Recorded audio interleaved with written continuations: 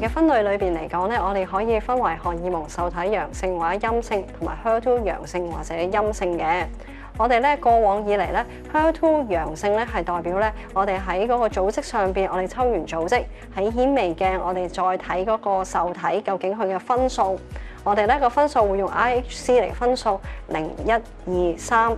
如果係達到3分嘅話咧，我哋叫做係陽性嘅。至於2分嘅話，我哋會再做一個 ISH 嘅 test 去睇下咧，去 confirm 佢係陽性抑或陰性。呢個咧係過往咧我哋知道點樣去分別 HER2 陽性同埋陰性嘅乳癌。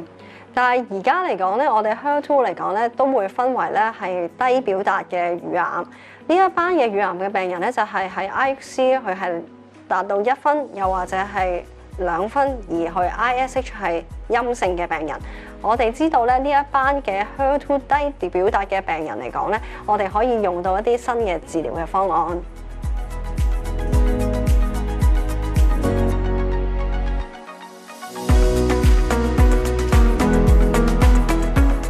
晚期荷爾蒙受體乳癌嘅病人嚟講咧，我哋一線嘅治療咧都會用到荷爾蒙藥，再加一啲嘅標靶治療，例如話 CDK4/6抑制劑。至於第2線嘅癌症病友嚟講咧，我哋可以咧再用到荷爾蒙藥，甚至係幫佢咧 check 翻一啲基因嘅突變，睇下有冇一啲適合嘅一啲嘅荷爾蒙藥或者標靶治療咧，可以合適個病友嘅。如果病人嚟講咧，可能個腫瘤嘅速度咧係比較大啦，比較快啦，我哋可能需要咧用到化療，又或者係一啲新型嘅藥物，例如話 ADC 嘅藥物嘅。